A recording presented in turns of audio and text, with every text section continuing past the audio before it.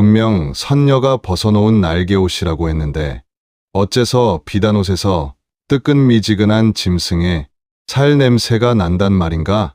이놈, 감히 인간 주제에 겁도 없이 도깨비의 허물을 훔쳐? 으악! 살려주세요! 옷이 사람을 잡아먹으려 합니다! 오늘도 슬기아담과 함께 해주셔서 감사합니다. 오늘의 이야기는 선녀 옷인 줄 알고 훔쳤다가 500년 묵은 처녀 도깨비와 목숨 건 살림을 차리게 된 어느 바보의 기막힌 사연입니다. 동지섣달 서란풍이 문풍지를 찢을듯이 울어대던 깊은 밤이었습니다. 강원도 산골, 다 쓰러져가는 초가삼간 헛간방. 이곳에는 남들 다 장가가서 자식 낳고 살 나이에 여태껏 제 밥벌이도 못하고 구박만 받는 천하의 칠칠이, 칠득이가 살고 있었습니다. 칠득이 나이 어느덧 25. 허우대는 멀쩡하니 키도 크고 힘도 장사인데 어릴 적 열병을 앓아 머리가 좀 모자란 탓에 동네방네 반편이 소리를 듣고 살았지요. 하지만 칠득이에게 진짜 지옥은 남들의 손가락질이 아니었습니다. 바로 호랑이보다 무섭다는 그놈의 계모였지요. 아이고, 내가 전생에 무슨 죄를 지어서 저런 화상을 떠안고 사나? 해가 중천인데 아직도 처자 빠져 있어? 야, 이 식충아! 밥값은 못해도 밥충 내는 입은 살려둬야겠냐? 아이고 어머니, 잘못했습니다요. 안 잡니다요. 지금 나갑니다요. 나가긴 어딜 나가? 오늘 장날이니 나가서 나무라도 팔아오란 말이다. 빈손으로 기어들어오면 그날로 다리 몽둥이를 분질러 놓을 테니 그런 줄 알아. 찬물 한 바가지 얻어맞고 쫓겨난 칠득이. 백가죽은 등 가죽에 들러붙어 꼬르륵 소리가 천둥 같은데 지게에 나무를 잔뜩 치고 터덜터덜 장터로 향합니다. 사람들은 칠득이를 보며 혀를 찹니다. 저 착해 빠진 놈. 계모, 등살에 뼈가 녹는구나 녹아. 하지만 칠득이는 바보같이 희죽희죽 웃으며 나무를 팝니다. 왜냐고요? 오늘 나무를 다 팔면 혹시나 어머니가 따뜻한 국밥 한 그릇 사주지 않을까 하는 그놈의 헛된 희망 때문이지요. 장터 한 구석에 쭈그리고 앉아 나무를 팔던 칠득이. 그런데 저쪽 주막 평상에서 술거나하게 취한 보부상들이 하는 소리가 칠득이 귀에 쏙 들어옵니다. 이보게, 자네 그 소문 들었나? 저기 북쪽 흑석골 깊은 산 중에 말이야. 보름달만 뜨면 선녀가 내려온다네. 에이, 이 사람아. 요즘 세상에 선녀가 어디 있어? 술이 과했네, 과했어. 아, 진짜라니까. 내 눈으로 똑똑히 봤어. 폭포수 아래서 선녀들이 목욕을 하는데 그 벗어놓은 날개옷이 분홍색 복숭아꽃처럼 곱더라고. 내가 딱 보니까 그 옷만 훔치면 선녀가 하늘로 못 올라가니 꼼짝없이 데리고 살아야 할 판이야. 자네 장가 못 갔으면 한번 가보든가. 그 순간 칠득이의 멍한 눈동자가 번쩍 뜨였습니다. 선녀라고? 옷만 훔치면 색시가 생긴다고? 칠득이 가슴이 콩닥콩닥 뛰기 시작합니다. 25 먹도록 여자 손 한 번 못 잡아본 신세. 밤마다 외풍 드는 헛간에서 오들오들 떨며 잠들던 그 처량한 신세가 떠올랐지요. 나도 색시 얻으면 어머니가 더 이상 구박 안 하겠지? 나도 따뜻한 밥 얻어먹고 살 수 있겠지? 칠득이는 나무 판돈을 주머니에 찔러 넣고는 집이 아닌 산으로, 그것도 호랑이가 나온다는 흑석골 험한 산길로 내달리기 시작했습니다. 해는 뉘엿뉘엿 지고 산짐승 울음소리가 구슬프게 들려오는 그 으슥한 밤길을 말입니다. 아이고, 숨차다. 여기가 맞나? 폭포 소리가 들리는데. 가시덤불에 옷이 찢기고 얼굴이 긁혀 피가 맺혔지만 칠득이는 멈추지 않았습니다.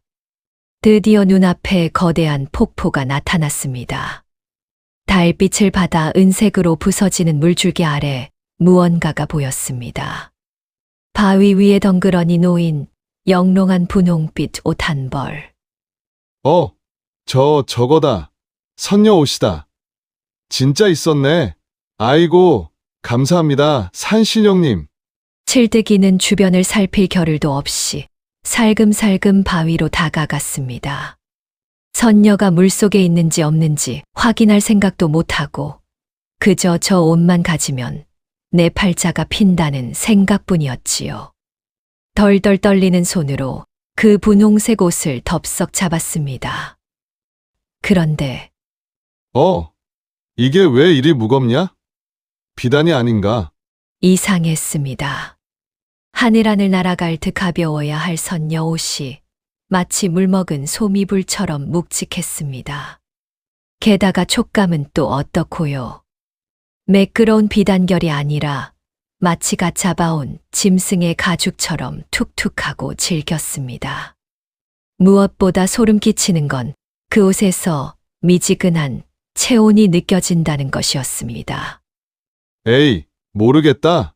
일단 튀자. 칠득이는 옷을 품에 구겨 넣고 뒤도 안 돌아보고 산을 뛰어 내려왔습니다. 그런데 내려오는 내내 등 뒤가 서늘했습니다. 바람 소리인지 짐승 소리인지 모를 괴상한 소리가 자꾸만 귓가를 맴돌았거든요. 아무것도 아니야. 바람 소리야. 나도 이제 장가 간다. 나도 이제 섹시 생긴다. 칠득이는 주문을 외듯 중얼거리며 미친 듯이 달렸습니다. 마침내 집에 도착했을 땐 이미 자정이 넘은 시간. 계모 몰래 헛간으로 스며든 칠득이는 문을 걸어 잠그고 가쁜 숨을 몰아쉬었습니다. 휴, 살았다. 이제 이 옷만 잘 숨겨두면. 칠득이는 떨리는 손으로 품속의 옷을 꺼내 방바닥에 펼쳤습니다. 호롱불 희미한 불빛 아래 드러난 그 옷. 다시 보니 참으로 기이했습니다. 분명 분홍색인데 자세히 보니 핏빛이 감도는 붉은색 같기도 하고 옷감이 숨을 쉬듯 들썩이는 것 같기도 했습니다. 그때였습니다. 이게 뭐여? 바닥에 놓인 옷에서 시뻘건 연기가 피어오르기 시작했습니다. 칠득이가 놀라 뒷걸음질 치는데 갑자기 방 안의 온도가 뚝 떨어지며 입김이 나올 정도로 한기가 돌았습니다. 그리고 바닥에 축 늘어져 있던 그 옷이 마치 투명 인간이 입은 것처럼 스르르 허공으로 떠오르는 게 아니겠습니까? 허거. 칠득이의 눈이 튀어나올 듯 커졌습니다. 허공에 둥둥 뜬 옷의 소매가 마치 살아있는 사람의 팔처럼 쭉 늘어나더니 구석에 처박힌 칠득이의 멱살을 향해 뱀처럼 날아들었습니다. 내 가죽 내놔라. 감히 인간 주제에 내 가죽을 탐해. 선녀 옷인 줄 알고 훔쳐온 그것은 비단이 아니었습니다. 그것은 바로 사람으로 둔갑하기 위해 잠시 벗어둔 도깨비의 가죽이었던 것입니다. 으악! 살려주세요! 칠득이의 비명소리가 헛간을 가득 채웠습니다. 허공에 둥둥 떠 있던 그 가죽 옷이 순식간에 사람의 형상을 갖추더니 칠득이의 코앞에 쿵 하고 내려앉았습니다. 그것은 곱디고 온 선녀가 아니었습니다. 키는 칠척 장신에 산발한 머리카락은 허벅지까지 내려오고 눈동자는 숯불을 삼킨 듯 시뻘겋게 타오르는 영락 없는 도깨비였습니다. 내 이놈, 감히 인간 주제에 겁도 없이 내 허물을 훔쳐? 당장 내놓지 못할까? 내 오늘 너를 씹어먹고 뼈는 추려서 괭이밥으로 던져주마. 도깨비의 손톱이 쇠갈퀴처럼 길게 뻗어 나와 칠득이의 목을 옥죄었습니다. 칠득이는 오금이 저리고 숨이 막혀 혀가 반뼘이나 튀어나올 지경이었지요. 그런데 참 묘한 일입니다. 죽기 직전이 되니 공포보다 서러움이 더 앞서는 게 아니겠습니까? 칠득이는 눈물 콧물을 범벅하며 바들바들 떨리는 입을 열었습니다. 저기요. 도깨비님요. 무슨 할 말이 남았느냐? 목숨이라도 구걸하려느냐? 아니요. 어차피 저는 살아봤자 구박덩어리라 죽어도 싼데요. 죽기 전에 소원 딱 하나만 들어주시면 안 됩니까요? 소원. 제가 태어나서 여자 손 한번 잡아보는 게 소원이었거든요. 기왕 죽는 거 도깨비님 손이라도 한번 잡아보고 죽으면 저승 가서도 여한이 없겠습니다요. 순간 도깨비의 시뻘건 눈동자가 멈칫했습니다. 500년을 살아오며 별이별 인간을 다 봤지만 살려달라고 비는 놈은 봤어도 손 한 번 잡아달라는 놈은 처음이었거든요. 게다가 그 눈빛이 어찌나 맑고 처량한지 마치 비 맞은 강아지 꼴이었습니다. 도깨비는 칠뜨기의 목을 놓아주며 기가 차다는 듯 코웃음을 쳤습니다. 이런 맹추 같은 놈을 봤나? 내 손을 잡으면 양기가 빨려 죽을 수도 있거늘 그게 소원이라고? 예, 어차피 죽을 목숨인데 뭐 어떻습니까요? 제발 한 번만. 칠뜨기가 넙죽 절을 하며 엉엉 우는데 그 꼴이 가관이면서도 묘하게 짠했습니다. 도깨비는 잠시 턱을 괴고 고민에 빠졌습니다. 사실 도깨비에게도 사정이 있었습니다. 지금 당장 저 가죽옷을 입어야 본래의 힘을 쓰고 도깨비터로 돌아갈 수 있는데 인간의 손을 탄 물건은 부정을 타서 당장 입을 수가 없었던 것이지요. 부정을 씻으려면 보름달이 뜰 때까지 기다려야 했습니다. 좋다. 내 너를 살려주마. 대신 조건이 있다. 예, 정말입니까요? 내 옷에 묻은 내 놈의 냄새가 빠질 때까지 내가 이 집에 머물러야겠다. 그동안 나를 내 색시로 여겨라. 새 색시요? 도깨비 색시요? 싫으면 지금 잡아먹히든가. 아이고, 감사합니다. 도깨비 마누라님 만세. 다음 날 아침이 밝았습니다. 도깨비는 남은 요력을 쥐어짜서 인간의 모습으로 둔갑했습니다. 하지만 기력이 딸려 절세미녀로는 변하지 못하고 덩치가 산만하고 얼굴이 넙대대한 우락부락한 아낙네의 모습이 되었지요.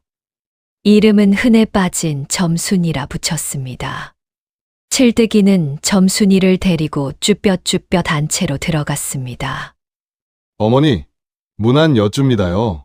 저기, 제가 색시를 데려왔습니다요. 뭐, 색시, 내 놈이 미쳤냐? 밥벌이도 못하는 놈이 입 하나를 더 달고 들어와? 계모의 눈이 세모꼴로 치켜 올라갔습니다. 칠뜨기 등 뒤에 서 있는 점순이를 위아래로 훑어보는데 덩치가 남산만한 것이 영 마음에 들지 않았지요. 계모는 당장이라도 쫓아내려 했지만 점순이가 뚱하니 내뱉은 한마디에 멈칫했습니다. 밥값은 할 테니 밥이나 주쇼. 뭐라? 인연이 어디서 말대꾸야? 좋다. 오늘 밭새 마지기 다 갈아엎기 전엔 국물도 없을 줄 알아라. 그날부터 칠뜨기와 점순이의 기묘한 신혼 생활이 시작되었습니다. 밭으로 나간 점순이. 그런데 이게 웬일입니까?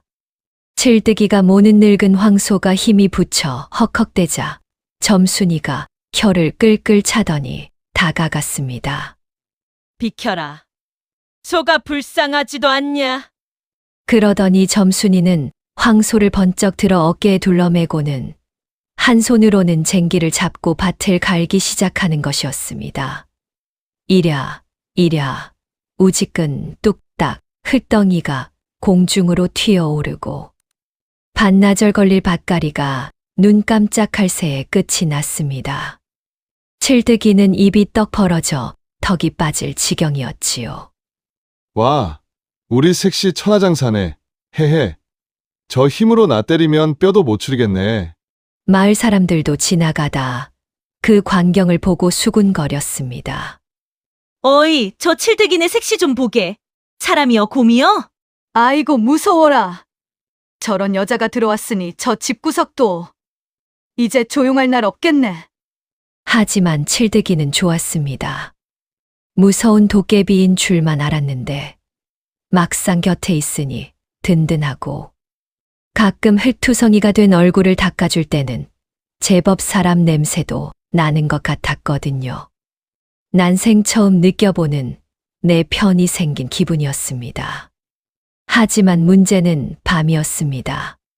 점순이는 낮에는 인간의 모습을 유지했지만 밤이 되면 기력이 다해 본래의 도깨비 모습으로 돌아가야 했거든요. 그래서 칠드기 부부는 해만 지면 헛간 문을 걸어 잠그고 쥐 죽은 듯 지냈습니다. 그런데 꼬리가 길면 밟히는 법.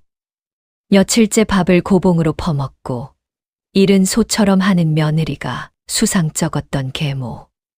그날 밤 기어이 사단이 나고 말았습니다. 저것들이 밤마다 문을 걸어 잠그고 못들 하는 게냐?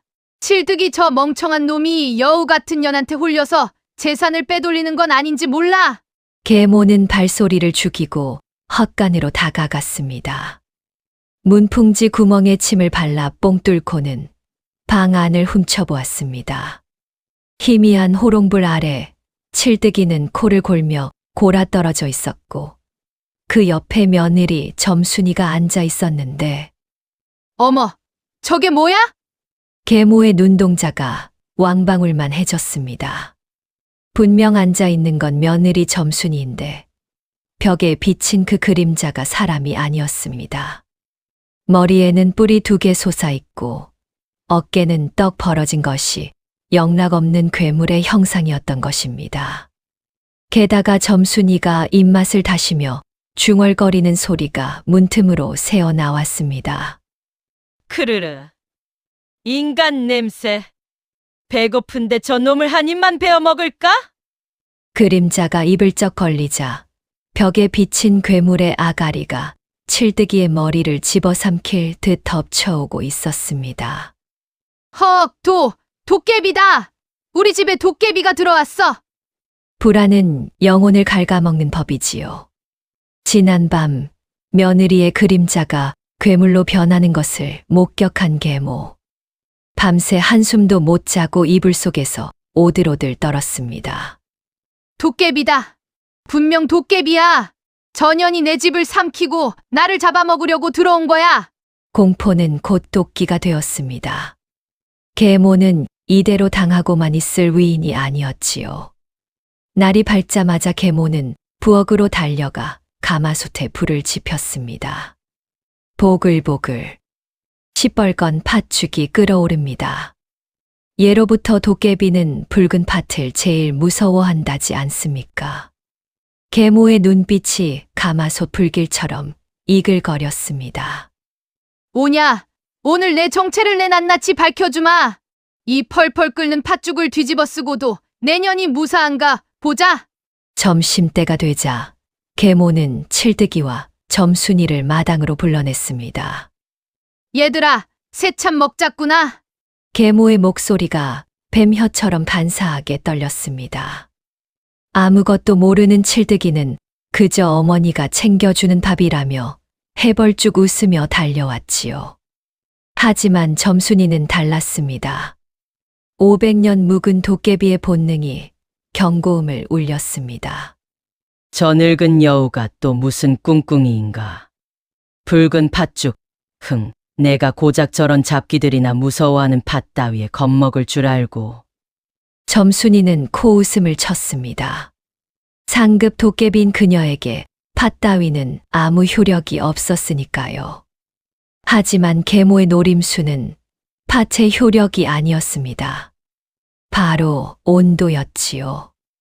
자, 며느라가 많이 먹어라. 시험이 정성이다. 계모는 김이 펄펄 나는 뚝배기를 점순이의 코앞으로 들이미는 척하더니 어이쿠, 손이 미끄러졌네. 하는 비명과 함께 그 펄펄 끓는 팥죽을 점순이의 얼굴을 향해 냅다 끼얹어 버렸습니다. 그 찰나의 순간이었습니다. 번개보다 빠르게 무언가가 점순의 앞을 가로막았습니다. 으악! 비명은 점순이가 아닌 칠득이의 입에서 터져 나왔습니다. 칠득이가 몸을 날려 점순이 대신 그 뜨거운 팥죽을 등짝으로 받아낸 것입니다. 누더기 옷 위로 김이 모락모락 피어오르고 칠득이는 고통에 몸부림치며 마당 흙바닥을 뒹굴었습니다. 아이고, 뜨거워라! 아이고, 내 등짝이야! 서방님.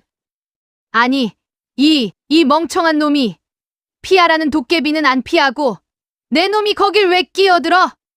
계모는 당황해서 펄쩍펄쩍 뛰었습니다.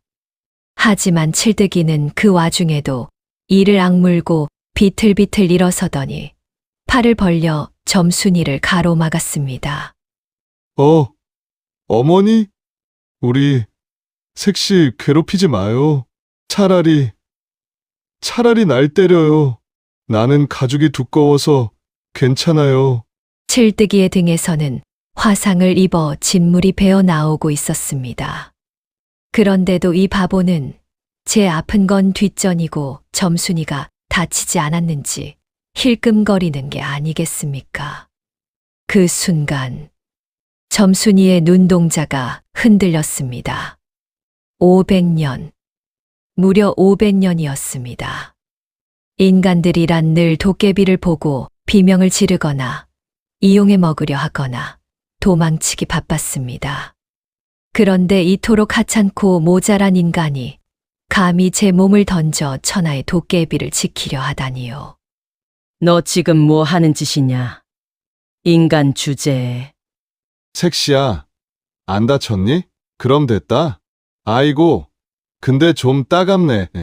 그 바보 같은 웃음을 보는 순간 점순이의 가슴 속 깊은 곳에서 무언가가 툭 하고 끊어졌습니다. 그것은 이성이었습니다. 동시에 걷잡을 수 없는 분노가 화산처럼 터져 나왔습니다. 내 인연 감히! 점순이의 눈에서 시퍼런 안광이 뿜어져 나왔습니다. 갑자기 마당에 회오리 바람이 불고 장독대 뚜껑들이 와장창 깨져 나갔습니다. 계모는 공포에 질려 주저앉고 말았지요. 점순이가 손톱을 세우고 계모에게 달려들려는 찰나 안 돼, 색시야. 참아, 우리 어머니야. 그러지 마. 칠득이가 화상 입은 몸으로 점순의 허리를 꽉 끌어안았습니다. 점순이는 멈췄습니다. 칠득이의 뜨거운 체온이 그의 떨림이 전해져 왔기 때문입니다. 점순이는 입술을 깨물며 끓어오르는 살기를 억누르고 축 늘어진 칠득이를 부축해 헛간으로 들어갔습니다. 그날 밤, 헛간 방. 점순이는 등잔불 아래서 칠득이의 옷을 벗기고 상처를 살폈습니다. 등 전체가 시뻘겋게 되어 엉망이었습니다. 점순이는 말없이 자신의 입에서 팔을 하니 빛나는 도깨비 구슬을 꺼냈습니다. 그리고 칠득이의 상처 위로 그 신비한 기운을 불어넣었지요.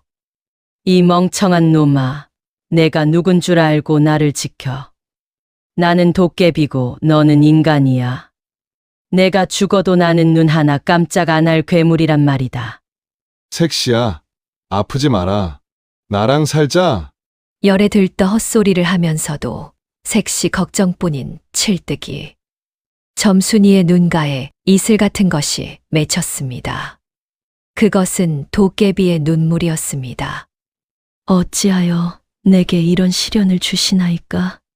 차라리 옷을 뺏어 도망갈 것이지 어찌하여 내게 마음을 주어 나를 흔드시나이까?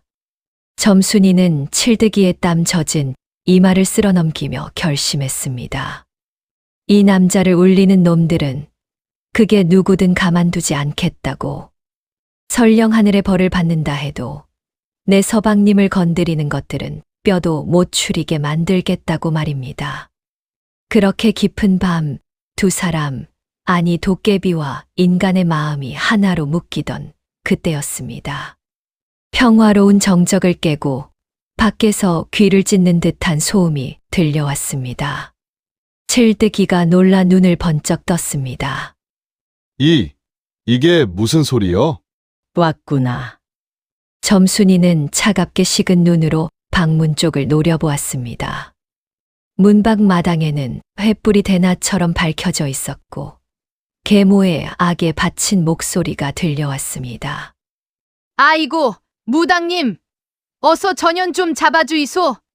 내 집 구석에 도깨비가 들어앉아 사람을 잡아먹으려 합니다. 요사스러운 잡기야. 오늘 내 칼춤에 목이 떨어질 준비를 하거라. 계모가 기어이 옆마을에서 제일 용하다는 작두 타는 박수무당을 불러들인 것입니다. 마당 한가운데 시퍼런 작두날이 번뜩이고 돼지 머리가 올려진 고사상 앞에서 무당이 펄쩍펄쩍 뛰기 시작했습니다. 밤하늘을 찢을 듯한 꽹과리 소리가 칠뜨기네 마당을 뒤흔들었습니다. 물러거라. 물러거라. 옆마을 박수무당이 하얀 소복을 입고 양손에는 시퍼런 작두 칼을 든 채 춤을 추고 있었습니다. 그 옆에서는 계모가 비손을 하며 악을 쓰고 있었지요. 아이고, 신령님. 제발 저 흉측한 요물을 쫓아내 주십시오. 내 집구석 망치는 저 귀신을 잡아 죽여 주십시오. 방 안에 있던 칠뜨기는 사시나무 떨듯 떨며 문고리를 잡았습니다. 어머니, 이러지 마요. 우리 색시 사람이야. 하지만 계모의 귀에는 아무것도 들리지 않았습니다. 무당은 입에 머금었던 술을 방문 쪽으로 푸 하고 뿜어내더니 품에서 붉은 부적을 꺼내들고 헛간으로 돌진했습니다. 나오너라. 내 이 신칼로 내년의 뼈와 살을 분리해 주마. 그때였습니다. 굳게 닫혀있던 방문이 저절로 활짝 열렸습니다. 방 안에는 칠뜨기가 점순이 앞을 가로막고 서 있었고 그 뒤에 앉아있던 점순이가 아주 천천히 몸을 일으켰습니다. 점순이의 눈빛이 달라져 있었습니다.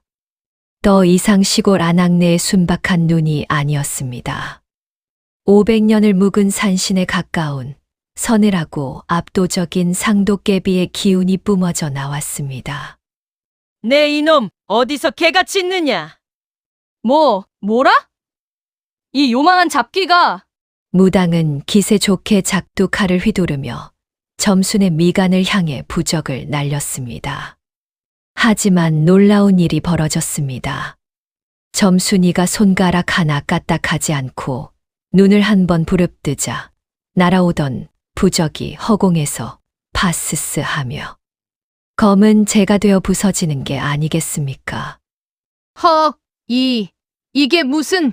고작 30년도 안 된 애송이 무당이 감히 누구 앞에서 칼을 놀려? 내가 이 산의 주인이다. 점순이가 발을 쿵 구르자 마당의 땅이 울리고 굿판에 차려둔 돼지 머리가 대굴대굴 굴러떨어졌습니다. 그 순간 박수무당의 눈에 점순이의 진짜 모습이 보였습니다. 헛것이 아니었습니다. 집채만한 덩치의 뿔이 우뚝 솟고 온몸에서 시뻘건 화기를 내뿜는 거대한 도깨비 장군. 무당은 그 압도적인 기운에 눌려 다리가 풀리고 말았습니다.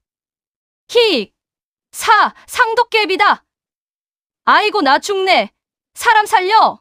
천하제일 용하다던 박수무당은 작두칼이고 뭐고 다 내팽개치고 바지에 오줌을 질질 싸며 살인문을 박차고 도망갔습니다. 걸음아, 나 살려라 하고 꽁무니가 빠지게 내달리는 꼴이라니 참으로 가관이었습니다. 이제 마당에는 계모 혼자 남았습니다. 믿었던 무당마저 도망가자 계모의 얼굴은 하얗게 질려 백지장이 되었지요.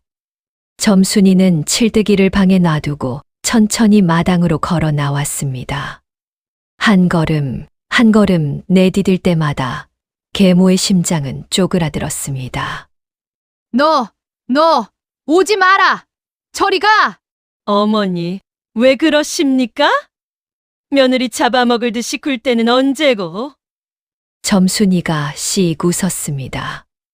그 웃음이 어찌나 섬뜩한지 계모는 털썩 주저앉고 말았습니다. 점순이는 계모를 해칠 생각이 없었습니다. 도깨비는 함부로 살생을 하지 않으니까요. 대신 아주 지독하고 평생 잊지 못할 도깨비 장난을 선물하기로 했습니다. 그토록 재물을 탐하고 자식을 하인 부리듯 했으니 그 대가를 치러야지? 점순이가 손가락을 튕기자 믿을 수 없는 일이 벌어졌습니다. 계모가 입고 있던 비단 치마 저고리에 무늬가 꿈틀거리더니 옷감에 수놓인 꽃무늬가 진짜 지렁이와 뱀으로 변해 계모의 몸을 휘감는 것이었습니다. 으악! 이게 뭐야? 뱀이야! 사람 살려!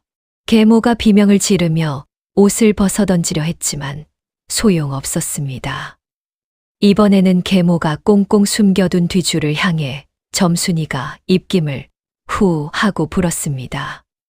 그러자 뒤주가 덜컹거리며 열리더니 그 안에 가득하던 쌀과 엽전이 순식간에 누런 모래와 소똥으로 변해버렸습니다. 아이고, 내 돈! 내 쌀! 안 돼! 욕심이 과하면 화를 부르는 법. 내가 가진 모든 것은 이제 똥오줌보다 못한 것이 되었다. 계모는 반쯤 실성하여 마당을 기어다녔습니다. 눈에는 헛것이 보이기 시작했습니다. 마당의 빗자루가 도깨비로 변해 몽둥이질을 하고 장독대들이 입을 벌려 낄낄거리는 환영에 시달렸습니다. 잘못했다! 내가 잘못했어! 제발 그만해! 여기가 싫으면 떠나면 될 일. 다시는 내 서방님 앞에 얼씬도 하지 마라. 결국 계모는 귀신이다를 연발하며 신발도 신지 못한 채 맨발로 어둠 속으로 도망쳤습니다. 평생을 칠뜨기에 고혈을 빨아먹던 악독한 계모가 빈털터리 거지가 되어 야반도주를 한 것입니다. 칠뜨기에 20년 묵은 한이 한순간에 씻겨 내려가는 통쾌한 순간이었습니다. 마당은 다시 고요해졌습니다. 숨어서 지켜보던 칠뜨기가 조심스럽게 마당으로 나왔습니다.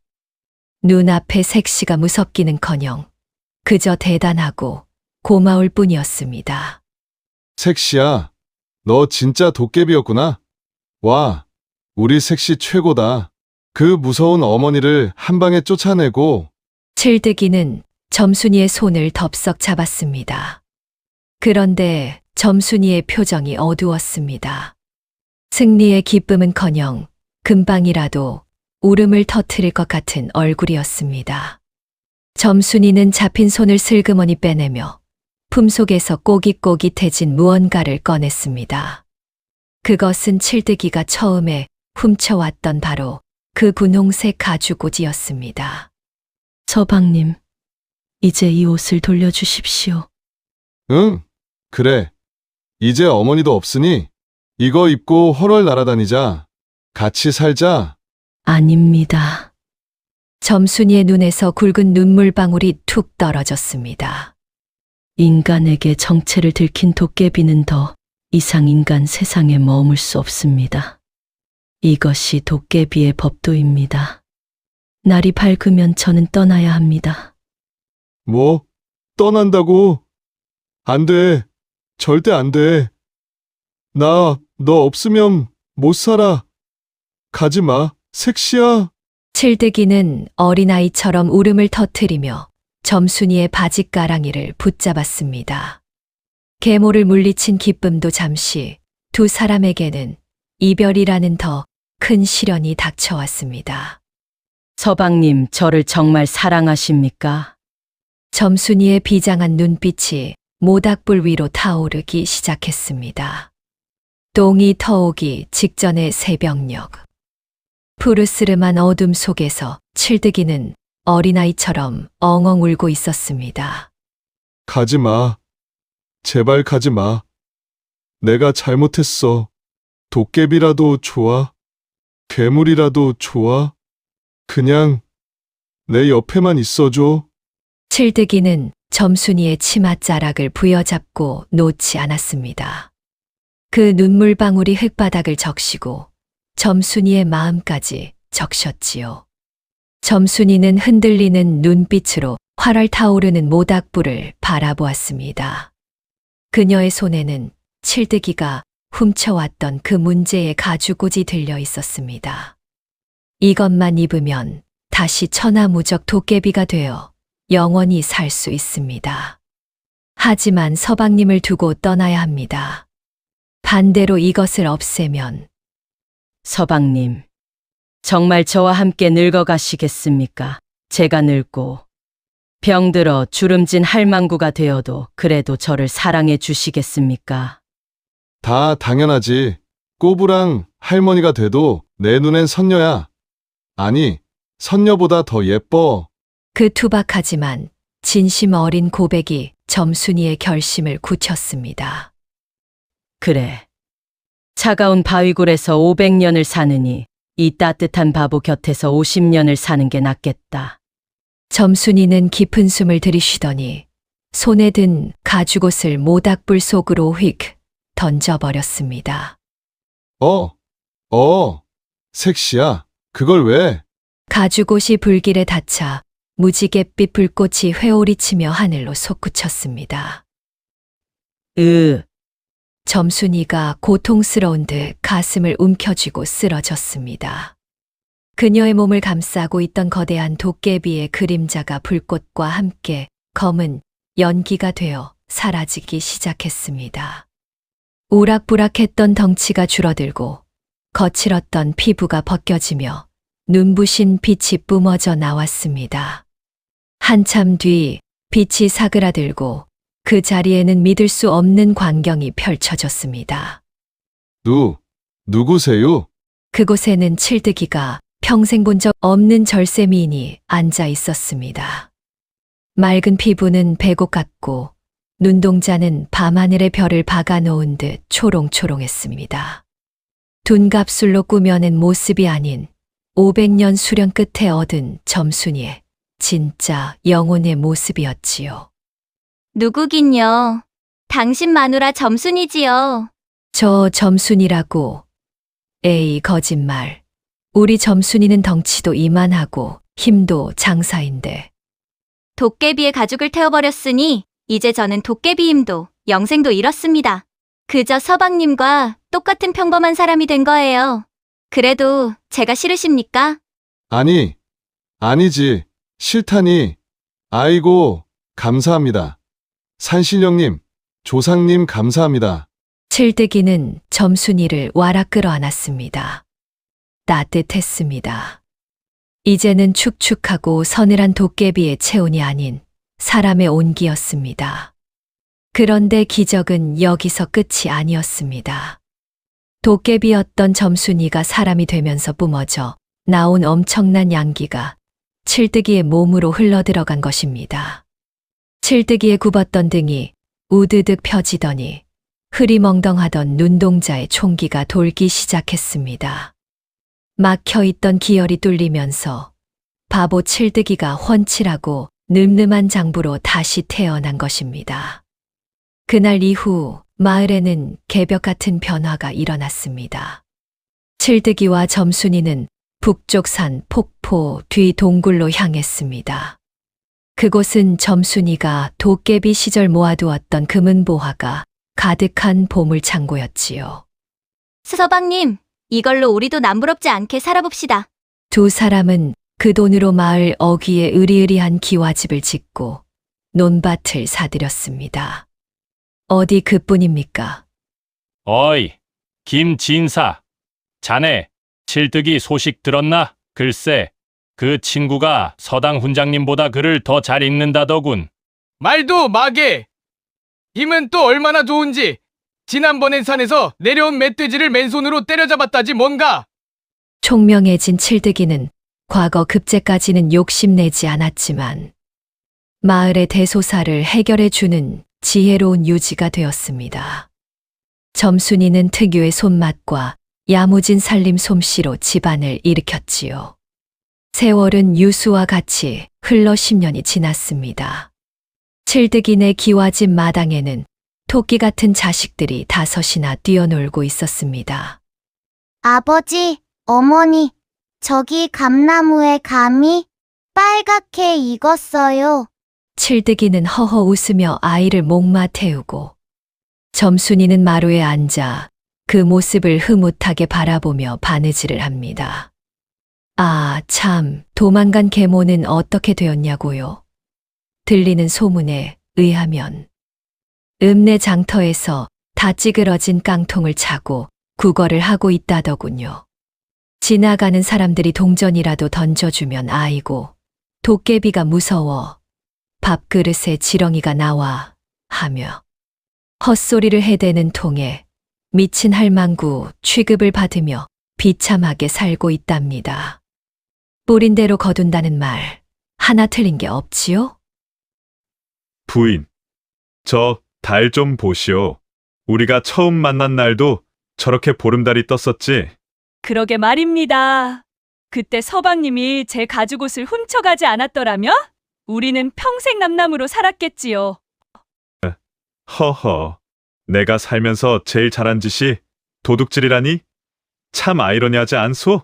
하지만 다시 돌아가도 나는 그 옷을 훔칠 거요. 당신을 놓치고 싶지 않으니까. 서방님.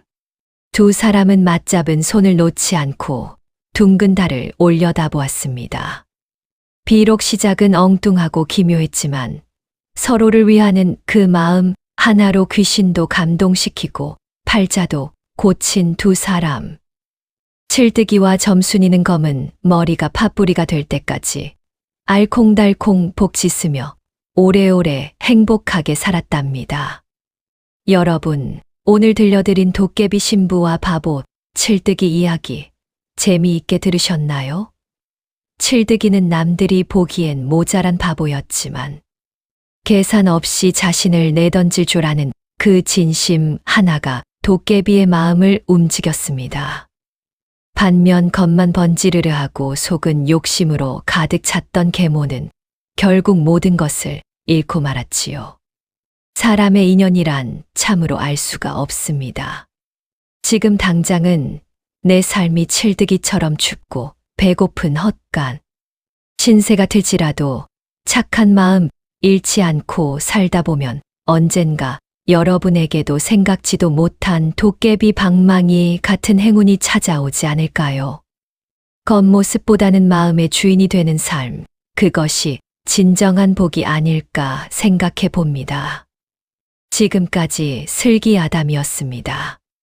오늘 이야기가 마음에 와닿으셨다면 구독과 좋아요, 그리고 따뜻한 댓글로 여러분의 생각을 들려주세요. 여러분의 관심이 더 재미있는 이야기를 만드는 큰 힘이 됩니다. 그럼 다음 시간에 더 재미난 이야기 보따리를 들고 찾아오겠습니다. 감사합니다.